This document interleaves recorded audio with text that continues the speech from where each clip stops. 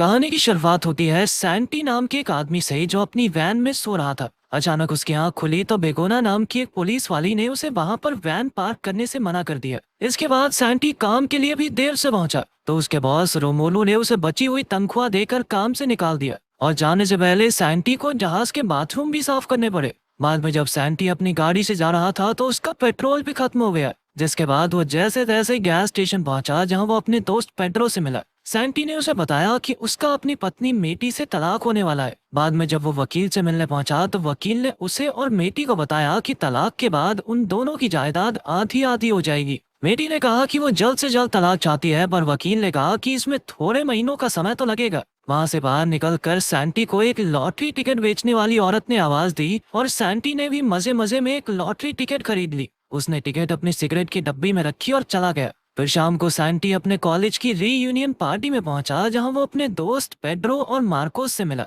तभी सैंटी ने मैटी को मारियो नाम के एक आदमी के साथ हंसते देखा। बाद में मैटी ने उसे बताया कि जिस सुपरमार्केट में वो काम करती है मारियो वहां का मालिक है। पर सैंटी को इससे काफी जलन हुई और वो अपने दोस्तों के पास चला गया। खैर बाद में सैंटी ने घर आकर सिगरेट्स का डब्बा फेंक दिया क्योंकि वो लॉटरी के बारे में बिल्कुल भूल गया था। अगली सुबह सैंटी रेडियो सुनते हुए नहा रहा था कि उसने लॉटरी की खबर सुनी। अचानक उसे टिकट के बारे में याद आया और वो दौड़कर कचरे में सिगरेट का डब्बा ढूंढने लगा। आखिरकार टिकट मिल गई और सैंटी खुशी से झूम उठा क्योंकि वो लॉटरी जीत चुका था। सैंटी ने तुरंत मैटी को फोन किया मगर उसने फोन नहीं उठाया। अब सैंटी मैटी से मिलने गया पर वहां उसने अपनी पत्नी को मारियो के साथ गुल्लो गुल्लो करते हुए देखा, मगर असल में मैटी ने मारियो को चूमने से इनकार कर दिया था। इसके बाद सैंटी बैंक से अपनी जीत के 25 मिलियन यूरोस निकलवाने गया पर जल्द ही घबराकर बाहर आ गया। तभी बैंक मैनेजर डेमियन उसके पीछे आया पर सैंटी अपनी गाड़ी में निकल गया। अचानक सैंटी ने मुड़कर देखा कि डेमियन तो गाड़ी में ही था। डेमियन ने उसे अपनी जीती हुई रकम को सही ढंग से इस्तेमाल करने की सलाह दी। फिर लंच करते हुए डेमियन ने सैंटी से पूछा कि हाँ भाई, घर पे सब कैसा चल रहा है। तो सैंटी ने उसे बताया कि भाई मेरा तो तलाक होने वाला है।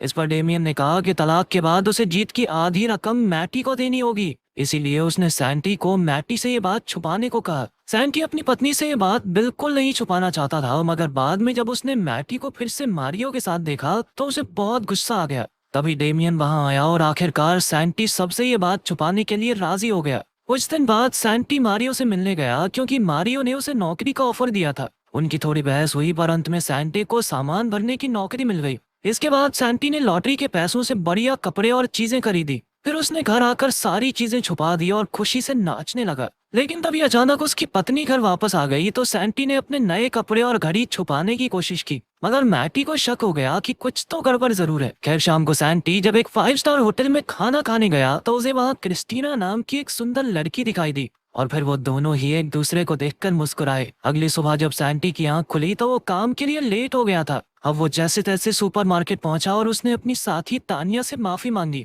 बाद में मैटी ने उससे पूछा कि वो कल रात कहाँ था। तभी मारियो ने वहां आकर सैंटी को डांटा पर मैटी ने बात संभाल ली। अगले दिन सैंटी अरिट्स नाम के एक सर्फर से मिला क्योंकि अब वो भी सर्फिंग सीखना चाहता था। अगले कुछ दिन तक सैंटी ने समुद्र में प्रैक्टिस की और काफी कुछ सीखा। एक दिन रात को सैंटी को पेड्रो और मार्कोस का फोन आया तो सैंटी ने उन्हें सर्फिंग सीखने के बारे में बताया, पर उन्हें लगा कि सैंटी तो डिप्रेशन में आकर ऐसी बहकी बहकी बातें कर रहा है क्योंकि सर्फिंग सीखना अमीरों का शौक है। उन्होंने सैंटी को मिलने बुलाया पर सैंटी ने मना कर दिया, जिससे उन्हें काफी हैरानी हुई। खैर अगले दिन सैंटी डेमियन के साथ रोमोलो की शिप खरीदने पहुंचा। रोमोलो को तो यकीन ही नहीं हुआ कि जिस आदमी को मैंने कुछ दिन पहले काम से निकाला था वो ही मेरी शिप खरीद रहा है। खैर बदला लेने के लिए सैंटी ने वो शिप खरीद ली और रोमोलो से ही बाथरूम साफ करवाए। बाद में डेमियन और सैंटी आगे और चीजें खरीदने की तैयारी कर रहे थे कि अचानक उन्हें सामने से पेड्रो और मार्कोस आते दिखाई दिए। उन्हें सैंटी के नए कपड़े देखकर बड़ी हैरानी हुई, पर सैंटी ने झूठ कह दिया कि ये कपड़े तो उसकी नई नौकरी के लिए हैं।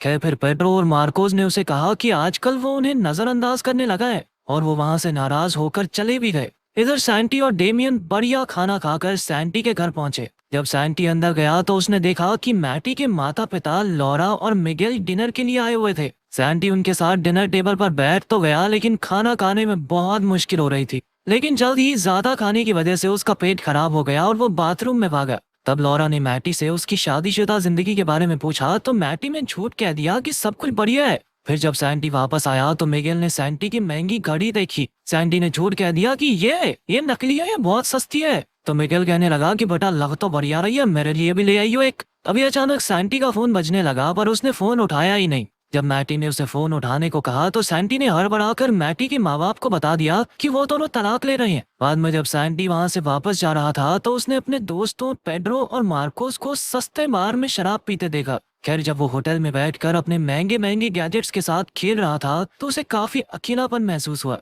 उसके पास इतने पैसे थे लेकिन खुशियां बांटने वाला कोई नहीं था। तब सैंटी ने डेमियन को फोन किया और उसे एक खुफिया प्लान के बारे में बताया। अगले दिन पेड्रो गैस स्टेशन पर था तो एक सुंदर महिला ने आकर उसकी खूबसूरती की तारीफ की। बाद में पेड्रो ने मार्कोस को बताया कि उसे मॉडलिंग का ऑफर मिला है। तभी सैंटी वहां आया और जाकर अकेला बैठ गया, पर फिर मार्कोस और पेड्रो ने उसे बुला लिया। उन्होंने सैंटी को पेड्रो की मॉडलिंग के बारे में भी बताया, पर सैंटी को उतनी हैरानी नहीं हुई। फिर बाद में मार्कोस अपने घर पहुंचा जहां वो अपने दो छोटे छोटे बच्चों को अकेला ही संभाल रहा था। तभी उसकी पत्नी लोरेना ने आकर उसे खबर दी कि उसके दूर के चाचा उनके लिए ढेर सारी जमीन जायदाद छोड़कर गए हैं। बाद में डेमियन और सैंटी मिलकर बात करते हैं, तब ये खुलासा होता है कि इस सब के पीछे सैंटी का ही हाथ था। वो दोनों गोल्फ खेल रहे थे कि अचानक उनकी नजर मारियो पर पड़ी। तब डेमियन ने सैंटी को बताया कि मारियो बस बैंक से लोन लेने का नाटक कर रहा है। असल में तो वो सुपरमार्केट को बेचना ही चाहता है, पर इससे सभी लोगों की नौकरियां चली जाएंगी, इसीलिए अच्छा बनने का नाटक कर रहा है कि मैं तो बहुत कोशिश कर रहा हूँ बचाने की। अभी मारियो ने सैंटी को देख लिया और वहां आकर उससे पूछा कि तू काम पे क्यों नहीं गया हुआ? उधर सुपरमार्केट में तानिया ने मैटी से पूछा कि क्या सच में सुपरमार्केट बंद होने वाला है, पर मैटी ने कहा कि ये सब अफवाहें हैं। तब सैंटी ने मैटी को बताने की कोशिश की कि मारियो सच में सुपरमार्केट को बेचने वाला है, लेकिन तभी मारियो ने वहां आकर मैटी को बताया कि उसने सैंटी को आज गोल्फ खेलते देखा। इससे मैटी सैंटी पर गुस्सा हो गई कि वो घर में तो 2 रुपए भी नहीं देता और बाहर गोल्फ खेल रहा है। वाह, नवाबों वाले शौक है। जैसे ही सैंटी सुपरमार्केट से निकला तो मार्कोस और पेड्रो एक चमचमाती सुपर कार में आ पहुंचे। उन्होंने सैंटी को साथ लिया और मजे से ड्राइव पर निकल गए। ये देखकर सैंटी को अच्छा नहीं लगा, क्योंकि मार्कोस अपने परिवार की जरूरत पूरी करने की बजाय इन चीजों पर पैसे उड़ा रहा था। लेकिन फिर मार्कोस ने कहा कि तेरे बाप ने दिए क्या मुझे पैसे? मेरी मर्जी, मेरे पैसे, जो मर्जी करूंगा। आखिरकार सैंटी ने उन्हें बता दिया कि असल में ये गाड़ी उसी के पैसों से आई है, मगर उन दोनों ने उस पर यकीन ही नहीं किया। तभी अचानक मार्कोस से गाड़ी कंट्रोल नहीं हुई और वो सीधा पहाड़ी से नीचे जा गिरे। इसी दौरान सैंटी ने चिल्लाकर अपनी लॉटरी का सीक्रेट सबको बता दिया। खैर, कुछ देर बाद वो जैसे तैसे तैरकर बाहर आ गए। अगली सुबह मैटी को मारियो का फोन आया, जिसे देखकर सैंटी को बहुत जलन हुई और उसने भी मैटी को जलाने के लिए क्रिस्टीना को फोन किया। उस रात मैटी मारियो के साथ डेट पर गई और सैंटी क्रिस्टीना के साथ, मगर उन दोनों को ही बिल्कुल भी मजा नहीं आया। बाद में वो दोनों एक ही वक्त पर घर पहुंचे तो उन दोनों ने ही अपने नए साथियों के साथ खुश होने का नाटक किया। फिर अगले दिन मारियो ने मैटी को फोन करके सुपरमार्केट बुलाया और फिर सबको बता दिया कि सुपरमार्केट बंद हो रहा है। उसने झूठ कह दिया कि उसने सुपरमार्केट को बचाने की बहुत कोशिश की। इस सब से मैटी बहुत दुखी हो गई, मगर फिर सैंटी ने उसका मन बहलाने के लिए उसे डिनर पर चलने को कहा। जब मैटी घर पर वापस आई तो सैंटी ने सारा घर चकाचक साफ कर दिया और साथ ही उसने मैटी का पसंदीदा खाना भी तैयार रखा था। फिर बातें करते हुए सैंटी ने कहा कि उसे यकीन नहीं हो रहा कि वो दोनों तलाक ले रहे हैं। ये सुनकर मैटी को भी एहसास हुआ कि उन दोनों से ही गलतियां हुई हैं। उन्होंने एक दूसरे से माफी मांगी और आखिरकार एक दूसरे को चूम लिया। इसके बाद सैंटी ने खुशी खुशी मैटी को लॉटरी के बारे में बताया तो मैटी को उस पर विश्वास ही नहीं हुआ। उसे लगा कि सैंटी मजाक कर रहा है, इसीलिए वो गुस्से में बाहर चली आई। पर तभी सैंटी ने उसे शेड में ले जाकर वो सभी महंगी चीजें दिखाई जो उसने खरीदी थी। तब मैटी ने उससे पूछा कि उसने ये बात अब तक छुपाई क्यों, पर सैंटी ने जैसे तैसे बात घुमाकर उसे मना लिया। इसके बाद सैंटी और मार्कोस पेड्रो का मॉडलिंग शो देखने गए, पर लोगों ने पेड्रो को बिल्कुल भी पसंद नहीं किया। इससे पेड्रो निराश हो गया और फिर मार्कोस और पेड्रो ने सैंटी पर उनकी जिंदगी खराब करने का इल्जाम लगाया। बेचारा सैंटी सोचता रह गया कि मैंने जिंदगी बर्बाद की कैसे। अगले दिन सैंटी ने डेमियन को फोन करके उसका हिसाब किताब चुकता किया और फिर कभी ना मिलने का वादा किया। उधर मैटी की सहेली लोरेन ने उसे सैंटी पर केस करने को कहा ताकि उसकी लॉटरी के आधे पैसे मैटी को मिल जाए। मगर तभी मैटी ने देखा कि सैंटी ने तो आधे पैसे खुद ही उसके बैंक अकाउंट में भेज दिए थे। तभी उसके पास तलाक के कागजात आ गए, लेकिन मैटी को एहसास हुआ कि वो अब भी सैंटी से प्यार करती है। साथ ही उसे फोन आया कि सुपरमार्केट फिर से खुल रहा है। मैटी वहां पहुंची तो तानिया ने उसे बताया कि किसी ने पूरा सुपरमार्केट खरीद लिया है, जिसका मतलब अब उनकी नौकरी नहीं जाएगी। मैटी मारियो को ये खुशखबरी देने गई, पर तभी उसके सामने ये खुलासा हुआ कि मारियो ही ये स्टोर बेच रहा था। खैर, तभी डेमियन ने वहां आकर कहा कि मारियो को नौकरी से निकाला जाता है और अब से सुपरमार्केट की डायरेक्टर मैटी होगी। मैटी बहुत ज्यादा खुश हो गई और वो सैंटी को ढूंढने लगी। सैंटी इस वक्त एयरपोर्ट पर था और मैटी उसे ढूंढते हुए वहां तक पहुंच गई। काफी देर ढूंढने के बाद आखिरकार उसे सैंटी मिला। मैटी ने उसे जोरदार थप्पड़ मारा कि कहाँ जा रहा था कुत्ते मुझे छोड़ के, और फिर उन दोनों ने एक दूसरे को चूम लिया। इसके बाद उन दोनों की जिंदगी में सब कुछ बढ़िया हो गया और दोनों मस्त ऐश काटने लगे। अगर वीडियो पसंद आई तो लाइक कर देना, चैनल को सब्सक्राइब कर देना। मिलते हैं अगली वीडियो में।